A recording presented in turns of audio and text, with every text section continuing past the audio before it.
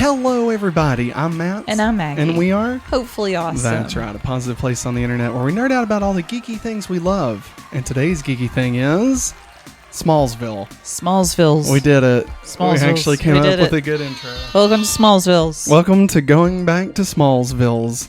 This is our weekly podcast where me and Maggie recap and rewatch every episode of Smallville week by week, episode by episode.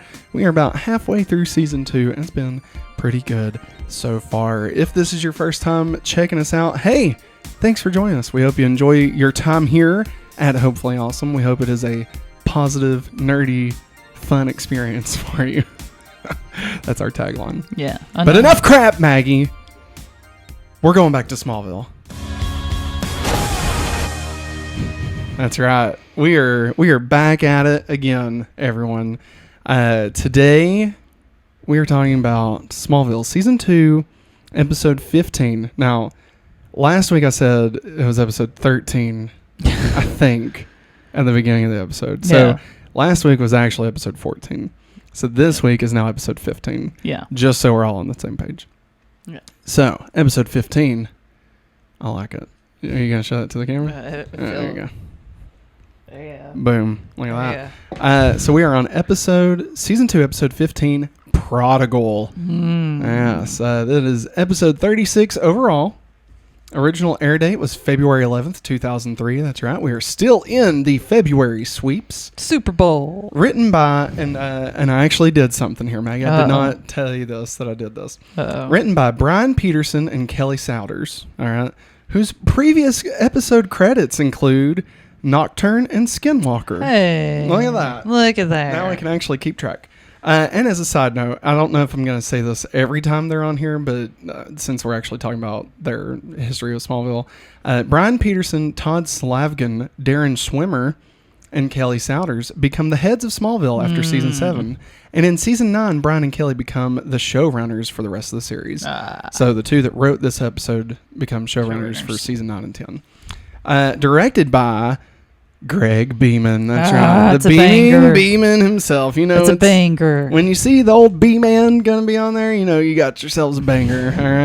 All right. Previous episode credits for Greg Beeman include Hothead, Jitters, Leech, Tempest, Vortex, Lineage, and Prodigal. This episode that we are now watching.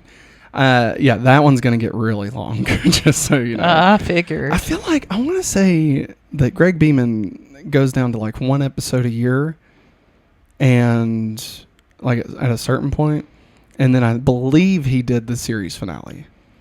I believe, if I'm not mistaken. But anywho, so yes, this is the Prodigal episode of Smallville. That's right, everybody. So buckle up. We're going for a ride. All right. And where's that ride taking us to, Maggie? Going back to Smallville. Nope. Edge City. Oh. Yeah, you got to get out of the way. Get out of the way. Because you could fall off the edge. How dare you. A young man is playing poker in a seedy hall in Edge City. Yeah. His partner, Dirk, is in the rafters using surveillance cameras to help him cheat by photographing the other player's cards.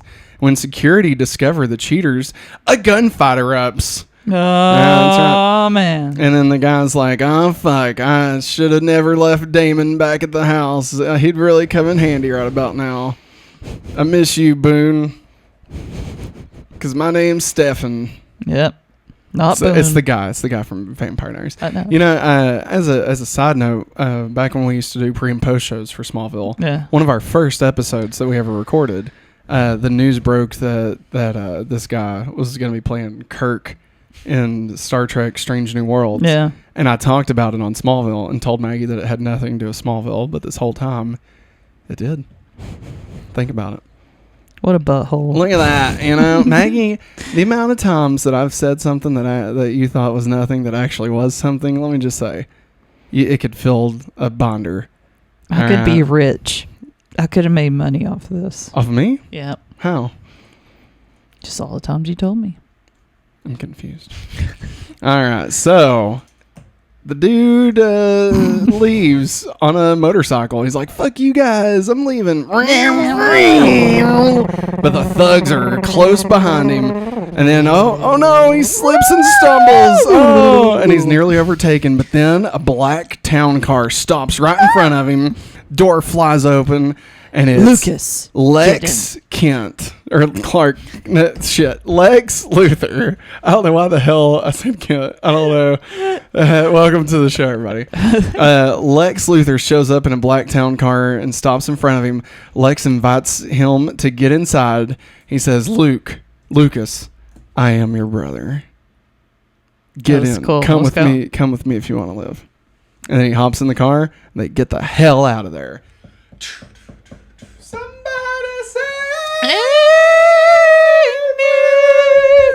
Let your wind break right through it. God bless Remy Zero. God bless him. They've been riding this song straight to hell for 20 years. All right. Like, they never had to make another song. No. And they're millionaires. Just like the Rembrandts. Do you know who the Rembrandts are? Oh, the Friends song. There it is. Boom. All right. So now we come back. It's the next morning. And we are at the Talon. Clark walks into the Talon, and Lana's like, "Hey, Clark, sorry we're not open yet, but I've got a pot of coffee already on there if you want one." And Clark's like, "Well, you know, Lana, I'm actually not here for coffee. I'm here for something else." And she's like, "What?" And he you says, need some help. This, and he holds up the help wanted sign. Fucking Clark, god damn it. And it's the day after he gave her the rose and pizza. Literally the next day. Because the rose hasn't decayed any in the trash can. Like, bro, what are you doing? Here's my question. All right, this is the next day. Yeah. So that means that when Clark was apologizing, that Lex was picking up Lucas. And like, I'm trying to remember where Lex was during all of that. Well, he demanded that the scientists give Clark unfettered access. Yeah. So maybe at that time, like, he was at the mansion. Yeah. And he told that dude, and then he got a phone call, you know. Your brother's in Edge City. Yeah, your brother's in Edge City. And he's like, I got to go. Maybe he left that from there. Yeah, I guess that can happen. I mean, let's be honest, you know, the scientists probably not there super late. No. You know? No. I mean, maybe like, let's say 6 o'clock, you know. Everybody knows underground gambling doesn't really get cooking until about 2 a.m. Yeah, sure. So, I mean, plenty of time for Lex to get into Edge City, pick up Lucas, and come back. Yeah. Yeah. Okay. Yeah. I agree with that. I'd love to watch that deleted scene that just bridges these two together. Oh, wow. You know? That'd be great. Just Lex riding in the back of a car. Are we there yet? I'd love it. I need to get to my brother. Sorry, sir. We just don't want to drive off the edge. That's my joke. And so Clark asks Lana for a job, and she's reluctant because he doesn't, quote, have the best track record for keeping appointments.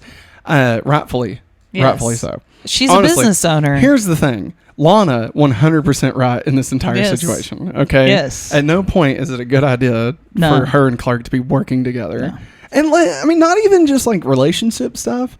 Like, he legit can't be on time anywhere. Like, listen, when I worked in the fast food industry, okay, the number one most important thing was that you were there. Yes. All right. It didn't Same matter for how. retail, man. Didn't matter how good you were. Didn't matter if you could make 1,000 pizzas in like 4 seconds. Didn't matter if you weren't there. You got fired. That was it. No call, no show. Boom, you're gone. Yeah. You know? Yeah. And so I mean, like, I love Clark. But Clark, bruh. Like, come on. Don't do it, man. This is just bad. This is a bad move. Yes, it is. Like, do you think he's doing this because he actually needs money, or do you think he's doing this just to get close to Lana? He's doing it to get close to Lana. And see, that's even worse. Yes, it is. That's problematic. And the fact that Lana, well, we'll get onto it, but. Yeah. But I mean, like, it's just problematic. Yeah. You know? Like, this is halfway stalking. Mm-hmm. You know? No, I agree. All right. And like, dude, you're not going to have any time to tell her anything. Yeah. Like, all of your spare time's going to be on working. Sure. And then when you're not working, you're going to be at your dad's farm catching up on any chores you messed out on. And I mean, let's be honest. The last thing anybody wants while they're fucking running from table to table and they're all sweaty and smell like, I guess, fucking beans is to be hit on. You know? Like, let's be honest. Yeah. You know? I agree. I mean, I don't know. Being a teenager in the fast food industry, maybe it's a little bit different. I mean, I know, like, when I was, there were some times that, you know, we'd dick around and stuff. But, I mean, like, most of the time, like, you know, we were just working. Yeah. You know, we didn't get to just, like, go make out in the back. At least I didn't. I did know a few people that did do that. No, that didn't happen where I worked at first. Let's just say the deep freezer things got real. All right. What happened in the deep freezer stays in the deep freezer. Ew. Unless I talk about it on a podcast. Moving on. She was reluctant. He doesn't have the best track record. And she suggests that maybe he should try the hardware store. Mm-hmm. And Clark is like, ouch, that was harsh. Yeah. And then he looks down and what's that in the rubbish bin? A rose. The rose that he gave her. So it's the next day. Lana looks sheepish and tries to cover by offering him an application after all. She's like, all right, you know what? That was a bit harsh here. Go ahead and fill out an application, Clark. Now we go back to Luthor Corp in Metropolis. What are you singing? Seal. Oh, Kiss My Rose. Okay. I mean, I'm jamming out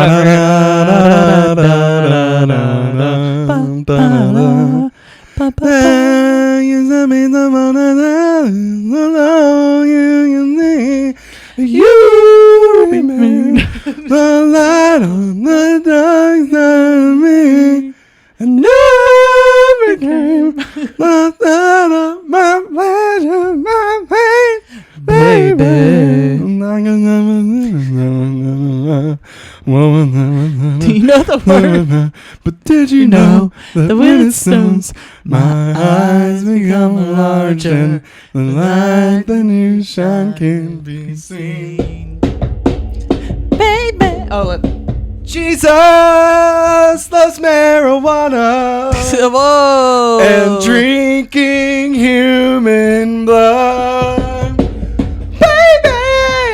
I can take you to a kiss from the rose. Community. Oh. Yeah. Best version of the song. Anyway, we're back at Luthor Corp. I don't know the sound for Luthor And Corp. Lex arrives at Lionel's office. And Lionel is just on the phone. He's like, I don't give a fuck how many clocks that fucker wants to buy. Get him here in Metropolis. And he got to get a goddamn vote. And then Lex walks in. And Lionel's like, Lex, my boy, Lex. I should have known you from the foul stench coming in this room. And who's that you got there with you? Who's here? Who's that young boy? Who's here? Lex. And Lex introduces him to Lionel as his son, Lucas. Lionel embraces him lovingly. And he says, Lucas, is that you? Is that you, my boy? I thought you were dead. Your mother told me that you were dead. Oh, Lucas, I'm so sad. I'm so happy that you're here. And a pang of jealousy crosses Lex's face. Lex asks Lionel why he told him Lucas was dead when in fact he was alive and well. And Lionel says, his mom told me he was dead. That's all I knew. But Lex correctly guesses that Lionel knew Lucas was alive the whole time. Lionel sends Lucas out. He's like, Lucas, me and your brother have to have a talk. Go down to the dining hall. My chef will make you any fucking thing you want. Anything. And he's like, can he make a peanut butter Pal's milkshake? And he's like, well, I don't know what that is, but sure, knock yourself out. And he's like, all right, fucking A. And he goes down there. He's like, just wait till I tell Damon about this. And then oh my God, Lex, really, man? the whole time. All right, come on, I'm not the only one. Okay. So then Lex and Lionel start talking, and Lionel remarks that Lex has probably welcomed Lucas so warmly because he just turned 18, so he is entitled to the vital 10% of Luthor Corp stock that is needed to vote Lionel out of power. He realizes Lex is staging a coup. Oh, no. And he's like, Lex, I am so tired of all your attempts at mutiny. And he says, Dad, you have no idea what I'm capable of. And it was either a mutiny or walk the plank. And I said, you fucking swim, bitch. Fuck, cold cocks him. Golly. Right there. Punches him in the temple. Wow. Lionel goes down like a sack of shit. And he regains his sight. Lex throws some middle fingers and says, fuck you, I'm out, and leaves. Now we're back at the Talon. Chloe drops in for some coffee and then starts just, looking through applications. Hello, that could probably, back then, have people's social security number on it. Yeah, I mean, that's definitely like a super violation of like privacy practices and stuff, but whatever. And then Lana says, you work with, Chloe sees Clark's application. She's like, Clark Kent wants to work here? And Lana's like, yeah. And she's like, well, are you going to hire him? And she's like, I don't know. You work with him at the Torch. Isn't it strange supervising your friend? And Chloe says, are you kidding? Bossing around Clark is the highlight of my day. Besides, he always comes through, even if it's in his own special Clark time. Yeah. And Lana says, yeah, that's kind of what I'm worried about. And then Lana says she's not going to hire him. And Chloe guesses, is it because you're afraid that he won't show up? Or is there another reason you don't want to be together with him? Yeah. That's what I thought. Yeah. So now we're at the Kent farm. Clark and Pete are playing on basketball. They're like, box out. Box out. Box out. Hey, Pete, I could bash your head in with the ball. No, that was Clark. Oh, it was Clark? Yeah. Clark, here's the one thing about Clark. He knows his fundamentals. He knows his fundamentals. He knows his fundamentals. All right. Did he learn it from Airbud? How fucking dare you? All right. Smallville Elementary has a very proper gym class. Okay. And Coach Teague just takes care of them. Who's Coach Teague? Who is Coach Teague? I don't know. I'm pretty sure that's something from something. Well, do you care to Google Coach Teague for me? Okay. It's got to be from something. Something from something. It's something from something. And Lex arrives to see the boys playing grab ass with each other. And out pops Lucas in his cool leather jacket. And what is it? What is it? I don't think I was supposed to see that. Yeah, it's okay. And so let's see. Pete invites him to play some basketball, and then Clark asks Lex how he's alive. How is what's his name? Lucas. How is Lucas alive? And Lex is like, listen, he's been alive this whole time. I believe my dad was trying to keep him a secret from me. Didn't want me to have my own brother. And then about 2 weeks ago, finally got a track on him, followed him all the way to Edge City, blah, bada bing, bada boom, bada bing, and he's now back. And then Clark asks if Lucas can stay a little longer because Lex has to suddenly go after he gets a page. Bank. Yeah, he's like, something's going on at the bank, guys. I got to take care of it. And then Lucas sticks around, and they continue their game and chit-chat. And Pete mentions how Clark and Lex are like brothers. That's right. Bum, bum, bum. And Lucas says he grew up all over the place, and not having any parents has made him strong and independent. And then Clark and Lucas's game gets more and more intense as they try to show each other up. Let's go, man. Yeah, you got Lucas shooting and fucking making it, and then he's like, come on, farm boy, let's see what you fucking got, bitch. Yeah. And then Clark fucking... haymaker dunks the ball like just like over it's like I was head. watching NBA Jam like in live action or something, and just slams the ball, and then he's like, oh, all right, well, fine, I got this. And then he's like, Pete's like, hey, let's take it down. Let's take it down a little bit. But then Lucas is like, come on, Clark, show me what you got. And tries to elbow him straight in the chest and then shatters his elbow. That's he's what like, fuck, what? Sorry, man. It's just a game, right? And Clark's like, whatever. And the game ends. And he's like, hey, I need to get back to the mansion anyway. Can you give me a ride? And Pete's like, yeah. Can you give me a ride? And Clark's like, fuck that guy. Forget you, Pete. So now we're at Lex's. Dad, you don't know what I'm capable of. Maggie, how many times? You have no idea what I'm capable of. No idea what I'm capable of. Lex storms into the library at the Luthor mansion, furious that his accounts have been frozen. Lionel patiently explains that Lex has put everything he owns in LexCorp, which is now owned by LuthorCorp. So Lex is now penniless. Lionel coolly informs him that he wants him out of the mansion immediately. Lex says, listen, Dad, you know what? It won't work because isn't this all futile, Dad? Me and Lucas, we're gonna vote you out anyway here, and when we throw the fucking vote later. Yeah. So I'll be back here. So is this really worth it? And then Lucas walks through the door and says, "I don't be so sure about that, Lex." And he's like, "What are you talking about?"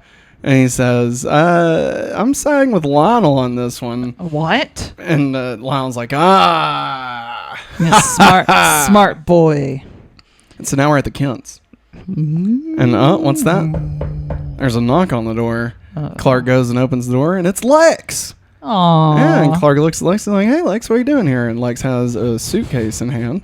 And he's like, "Well, my father kicked me out of the mansion and left me penniless. All my money. And I was hoping that maybe, if it's not too much trouble, that I could stay with you guys for a little Jonathan's face right here is the best. Yes. Martha and Clark immediately look at Jonathan, and Jonathan's like, "You gotta be kidding me." God damn, I've got this fucking... It's bad enough that I got a fucking Clark here.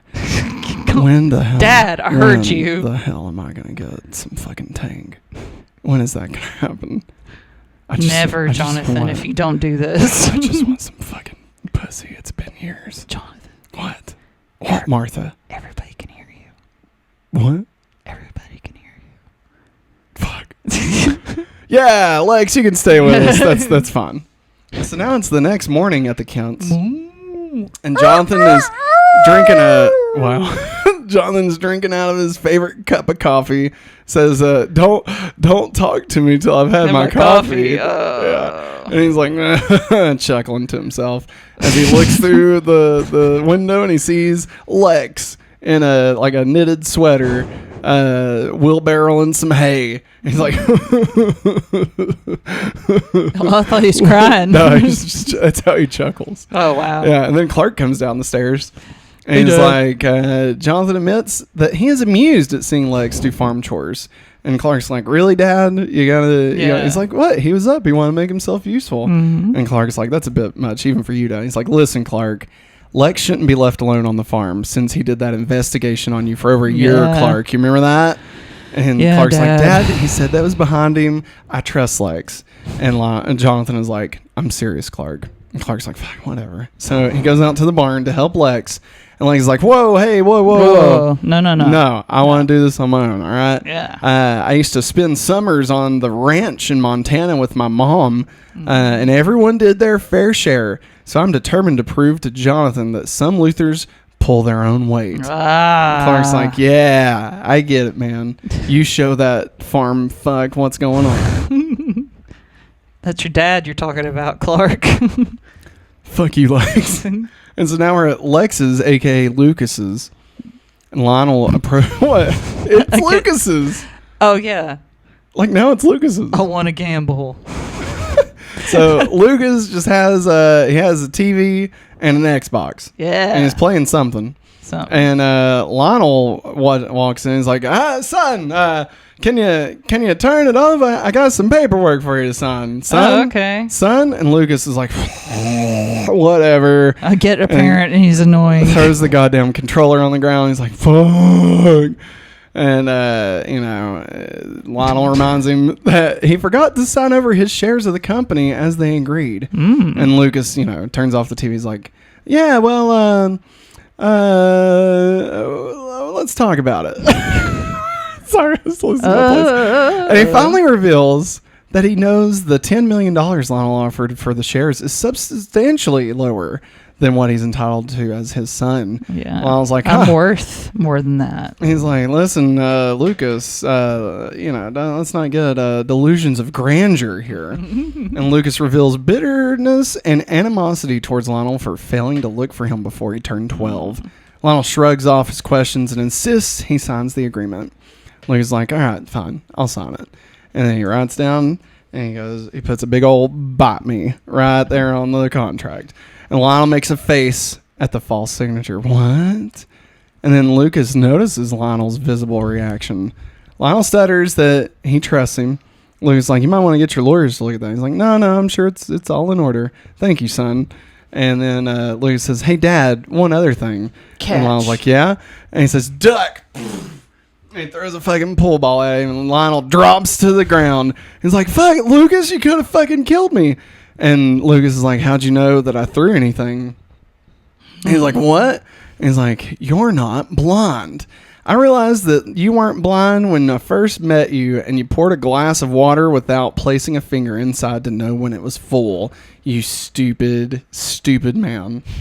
And then Lionel takes his glasses off and smiles. What do you want, Lucas? Lucas says he wants to inherit everything. Uh-oh. Yeah, that's right, everybody. Blonde Lionel is no more. So now in a sick, twisted twist of fate, Lionel, we have now moved Lionel's character to his next phase in what will be many phases of Lionel. All right. Does he get blonde again? I don't think so. Okay. But there's a lot of phases of Lionel, Maggie. Okay. All right. Okay. There's a lot. Okay. Like, Lionel is almost like the Wells character on The Flash, where like every season is just a different version of the character. Oh my god. Except this is the same character the whole time. Okay. But he's just like, it's just like they didn't know what to do with him, so they just like drastically change everything about him about every 6 months or so. Oh, okay. Okay. Yeah, like making him blonde and then making him not be blonde anymore. Yeah. You know? That's great. And so we're back at the Talon. Clark goes to the Talon and is surprised to learn that he got the job. Lana's like, yeah, you know, the editor of the Torch gave you a glowing recommendation. And all that's great. They're all excited until Lucas comes in and kills Clark's excitement by arriving and announcing that since he owns everything that Lex once owned, the Talon is his. Lana tells him that her and Lex were partners, and Lucas says, yeah, we'll see about that. Bong. So now we go to the Torch. Clark meets Chloe at the Torch. He's got a coffee and a fucking bagel or some shit. Something like that. Fucking knows. Apple pie. He thanks her for her recommendation. Yeah. And she's like, oh, hey, you know what? That's great. I already know about Lucas. And she tells Clark that he's been in and out of foster homes since he never got adopted and has lived a hard life. Clark admits that he doesn't quite trust Lucas. And Chloe reveals that there were no prior records of Lucas, but his birth certificate suddenly appeared 2 weeks ago, stamped by Metropolis United Charities. That's right, everybody. Muck has come back to play. Bum, bum, bum. It's at Clark's loft. Clark shows the birth certificate to Lex. Lex realizes that Lionel wanted Lex to find Lucas, and the two of them have been working together to orchestrate Lex's downfall. While I've been playing checkers, my dad has been playing chess. Checkmate. We go to Lex's, a.k.a. Lucas's. I want to gamble. He goes, oh, you're saying that as the name of the place. Oh, okay. Gotcha. I didn't pick up on that. Sorry. No, it's good. I like it. And so he goes back to the mansion to confront Lucas, and Lucas is in the library on a fucking ab machine or some shit. Yeah. And he's just working. He's all sweaty. He's doing pull-ups. He's just all sweaty and greased up and fucking just disgusting. All right. Like, you look at him and you can just taste the Axe body spray. Ugh. All right. Oh, God. Yeah, right? Smells so bad. And then Lucas tells him that Lionel contacted him 3 weeks ago.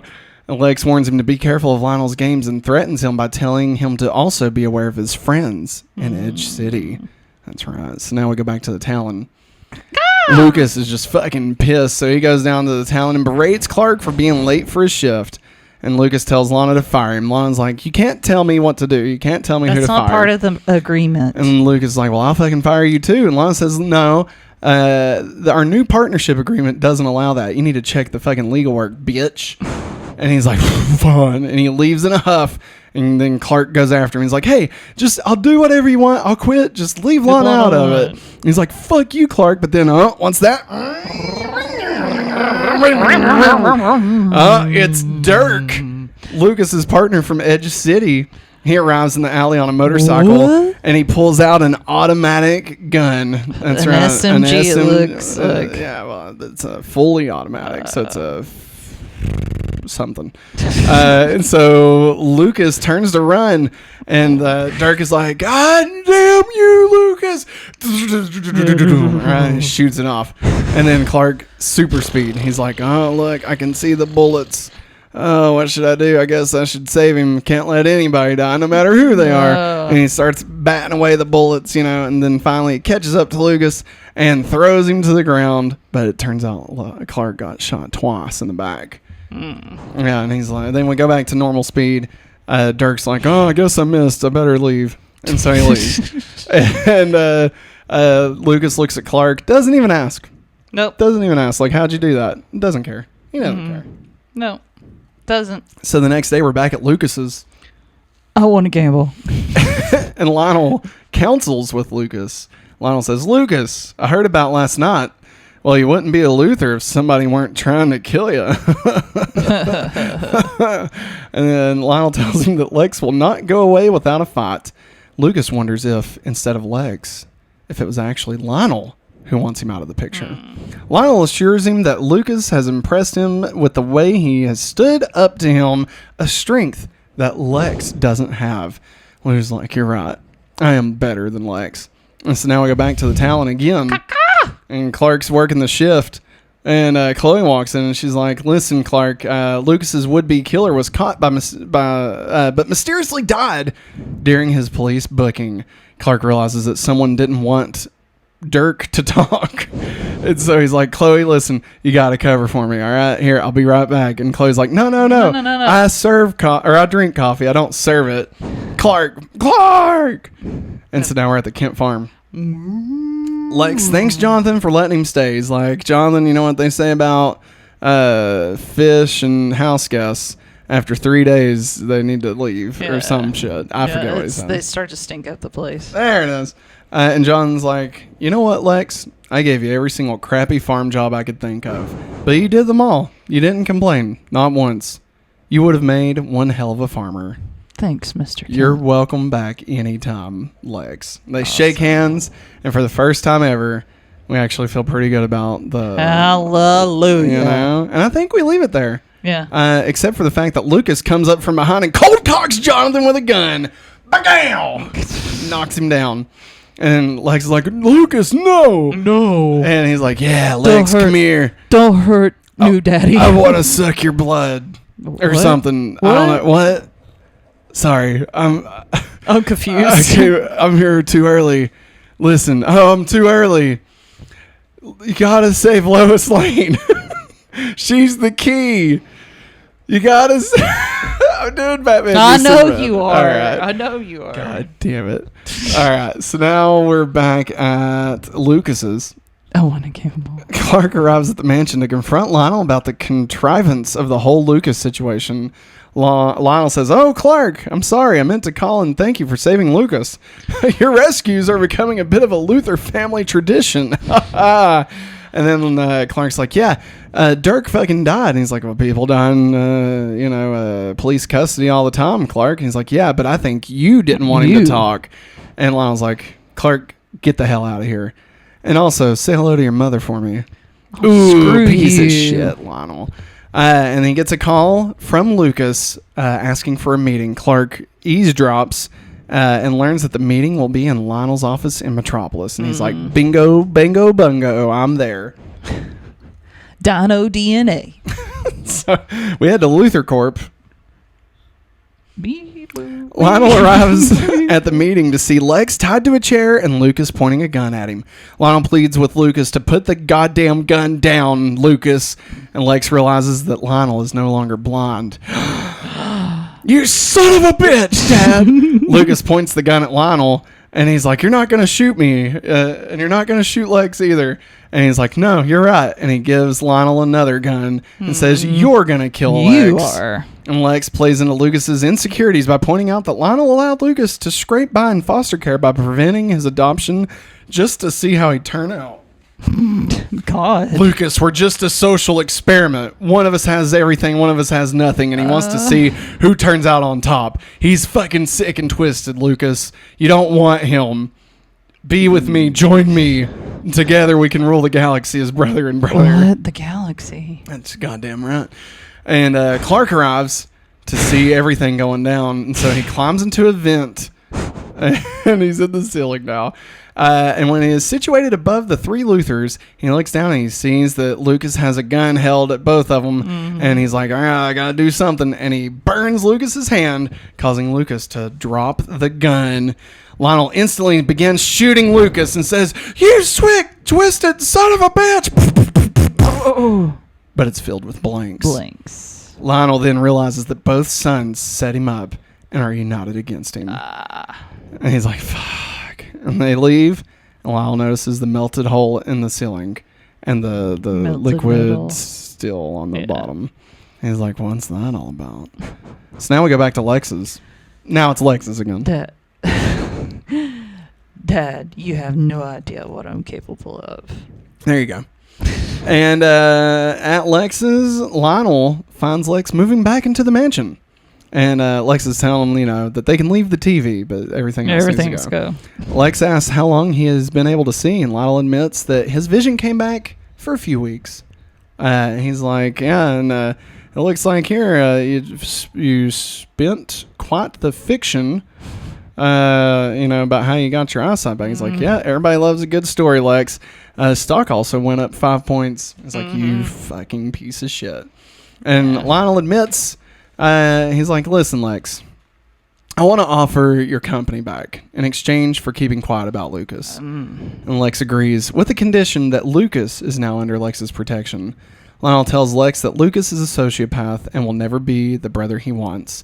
And Lex says, well, I wonder which side of the family tree he got that from. His mom. Bitch. And so now we're back at the Talon. Clark goes back to the Talon to explain why he left his shift, and Lana says, I'm not mad. You make it really hard for people to be mad at you when you let them down because you end up saving somebody's life or some shit. But I do have to fire you. And Clark says, you know what? I understand. I get it. I must have the shortest career in coffee. And Lana says, not so fast. Let's not forget my 4-hour stint down at the fucking beanery. And now we're back at the Kents. Lex goes back to the Kent farm to get the rest of his things. He tells Clark that he is keeping Lucas safe, and Lex and Clark talk about his complicated family. Clark says, as long as I live, I don't think I'm ever going to understand your family. Lex says, neither will I, but just remember, my father may try and rule the world, but yours will inherit the earth. I almost said the future. The end. The end. Speaking of inheritance, let's inherit a word from our sponsors. This episode is brought to you by patreon.com/hopefullyawesome. That's right. At the $5 tier, you can have access to every episode we make ad-free and have your name listed in the credits of every video. At $10, you'll be able to get access to our all-new exclusive shows right here on patreon.com/hopefullyawesome. Those include Hopefully Weekly, a weekly show where Maggie and I catch up on all the things that's happened over the past week, both in our life and in the world around us. Family Game Night, a weekly show where Maggie and I will play a variety of board games, from Blockbuster Party Game all the way to Fast and the Furious Heist Game, whatever that is. Highway Heist. The Hopefully Awesome movie commentary that we'll do once a month, where Maggie and I will watch one of our favorite films and then record us talking about it over it. Kind of like a mix between Mystery Science Theater 3000 and, just us goofing off and talking about nothing related to the film. And lastly, Matt plus Maggie. This is our monthly show where Maggie and I talk about our relationship. I don't think we'll be giving any advice, but hey, tune in. It'll be fun. And if you want to go above and beyond at the $25 level, not only do you get everything that we've just talked about, but you also get a verbal shout out as our Patreon producer of the entire month. All this and more. So sign up at patreon.com/hopefullyawesome today. Thank you for that word, Matt and Maggie. We will be sure and do those things that you talked about. They were so good. So now it's time to get into the countdown to Billy. Yeah! 56 weeks until Billy arrives. Yeah, Billy. This has been the countdown to Billy. All right. So Maggie, let me ask you, Prodigal. How you feeling about this episode? I really liked it. It was a banger? Yeah, I think it was a banger. Straight banger? Straight up bang bang. bang. You put the bang bang into my heart. The bang, like the Bang energy drink. Ah, Eric Voss.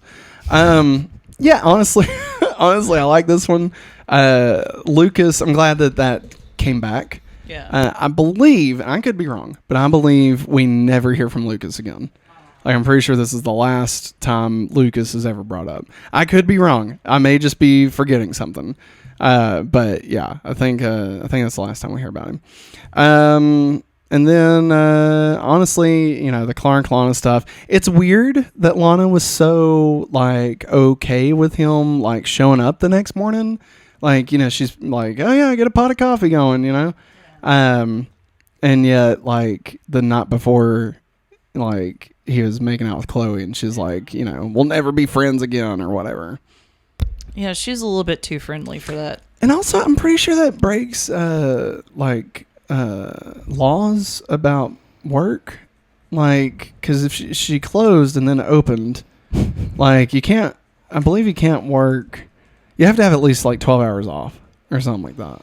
No, for teenagers. Oh, for teenagers, probably, yeah. Like, it's something like, I don't know, I forget exactly what the rules are. And I mean, you gotta imagine it's early, like before school. Yeah. I don't know.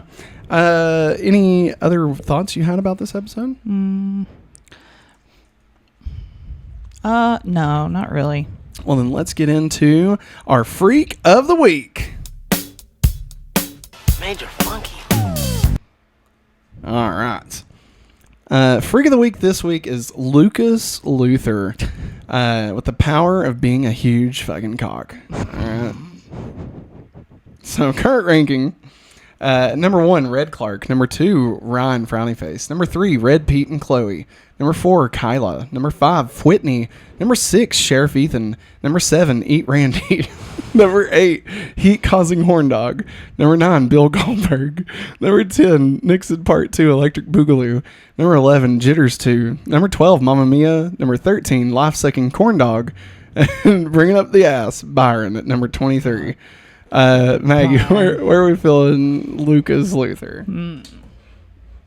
I was worried when we first started season 2 that our Freak of the Week ranking would not be as funny as our first Freak of the Week ranking. Mm-hmm. I think we've nailed it this year. Like, just he what is it? Life Sucking Corn Dog, Bill Goldberg. I mean, these are classics. I would put Lucas either as the new number 5 or the new number 6. So you think he's either above Sheriff Ethan or also above Whitney? Yeah. I disagree. Oh. I actually think he should be below Sheriff Ethan. Because I think he's better than Randy. Yeah. But it felt like he didn't have much agency. Like, he was just getting pulled one way or the other. Yeah, like, that it was really true. Lionel or Lex pulling the strings, Yeah. And I never really knew, like, exactly where he was going. Yeah. And, like, I feel like they were trying to be all twisty, but, like, it really just looked like Lucas had no idea what the Lucas had no clue what he was doing. He was just a dick, And, like, Randy is, like, a better, I guess, character, in the way that he at least had agency. Yeah. But, like, he also fucking sucks. Yeah. And so, like, I don't want him below Randy. Yeah. You know what I mean? So, what do you think? I agree. So you made some good points. Thank you. So, the new number 7 will be Lucas Scott. All right, Maggie. Stefan. Let's read it off. Oh, yeah. No, let's call him Stefan. Stefan. Yeah, it's Stefan. All right. Number 1, Red Clark. Number 2, Ryan Frowny Face. Number 3, Red Pete and Chloe. Number 4, Kyla. Number 5, Whitney. Number 6, Sheriff Ethan. Number 7, Stefan. Number 8, Eat Randy. Number 9, Heat Causing Horn Dog. Number 10, Bill Goldberg. Number 11, Nixon Park 2, Electric Boogaloo. Number 12, Jitters 2. Number 13, Mamma Mia. Number 14, Life Sucking Corn Dog. And number 23, freaking Byron. Byron.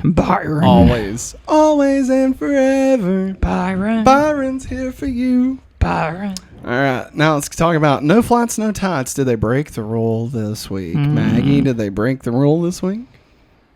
No. He got shot. Yeah, but I thought He dunked. He dunked. That was a bit. But They say Michael Jordan was flying when he would dunk. Air Jordan, his royal airness. But we had this conversation when the robbery happened. Insurrection. Yeah. Okay.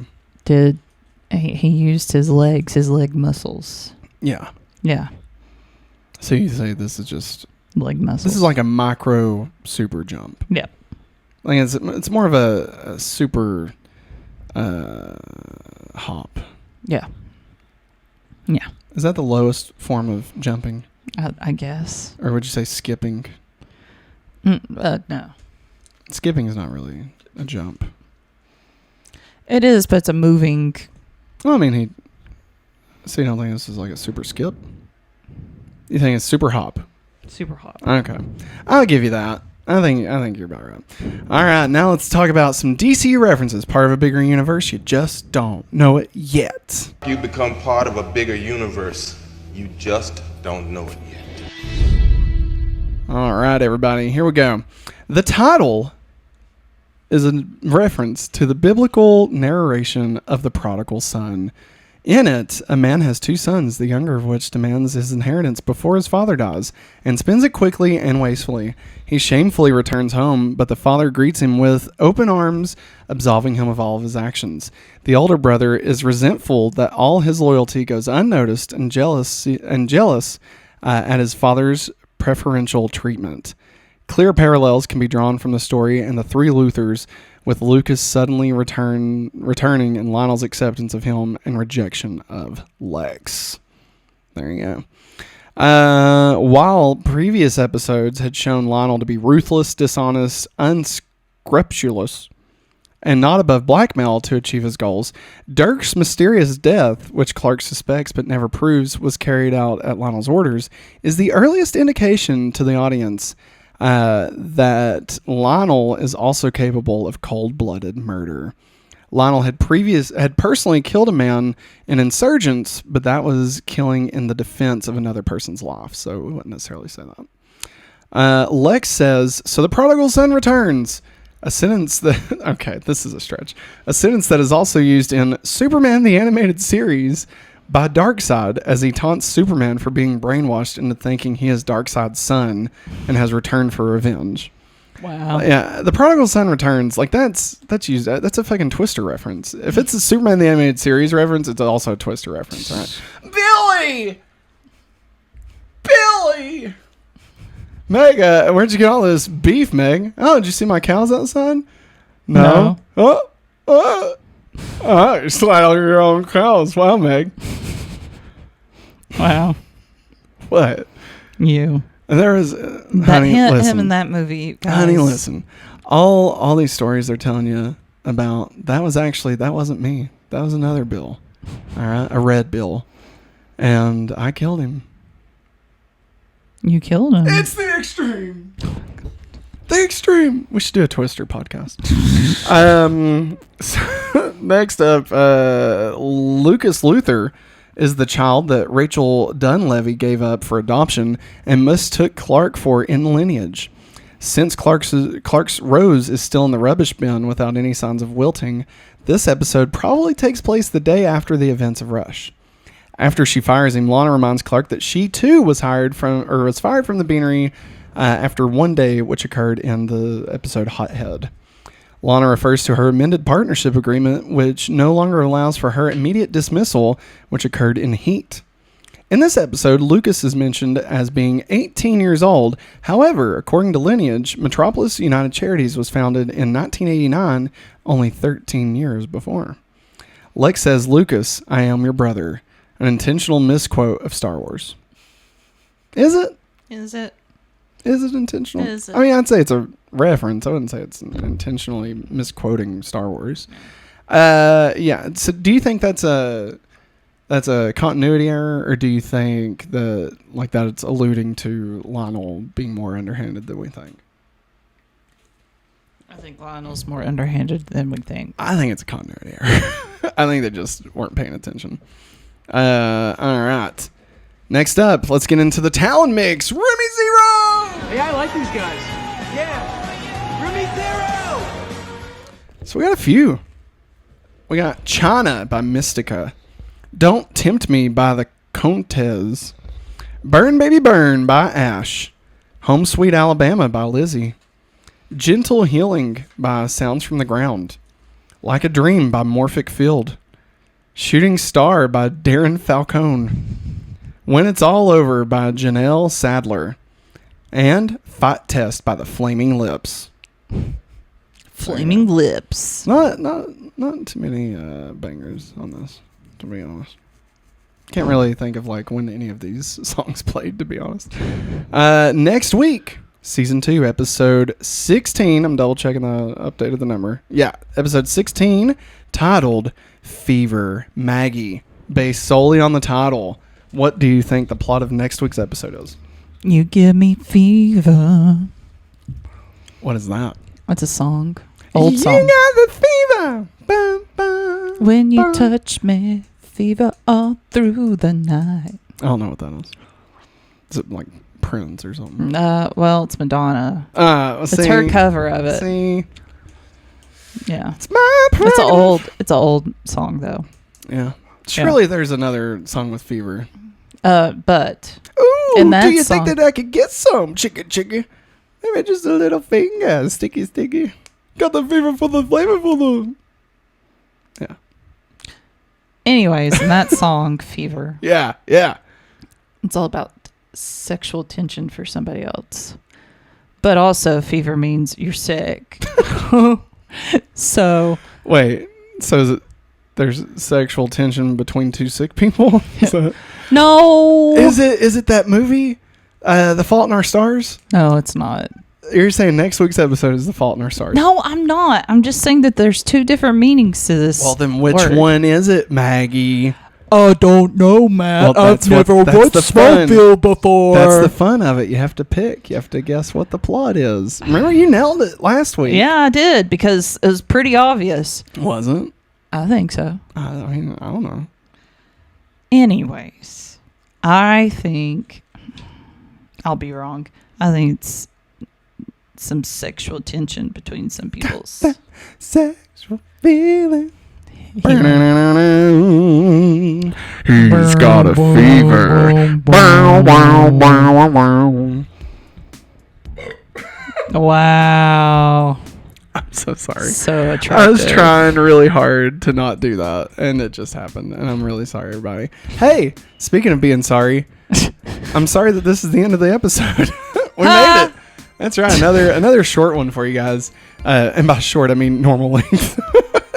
We didn't drone on for about an extra 45 minutes about God knows what. But yeah, so I think there's a running theme here that every time it's a banger, we spend less time on it because there's not a lot to make fun of. Oh. You know, it's just straight bangers, man. I love it. And honestly, the rest of the season is bangers. So, I mean, are we just going to have banger episodes for the rest of the year? I don't know. Who can say? Will we? Not me. Not me. So yeah, this is Going Back to Smallville. For those who are joining us for the first time, thank you for sticking all the way till the end. We greatly appreciate you. Remember, if you would like to get this show ad-free and early, you can head over to patreon.com/hopefullyawesome, where not only can you get those exclusive contents, you can get another exclusive content, such as our weekly board game show, Family Game Night, or our monthly movie commentary show that we do, and many, many other things. But if you have no bucks to toss our way, that's totally fine. A simple like, subscribe, share, and a review on your favorite podcast network would greatly help us and help the gods of the algorithm. Thank you. To be able to push us out to more and more people. So that's it. We'll see you next week for Fever.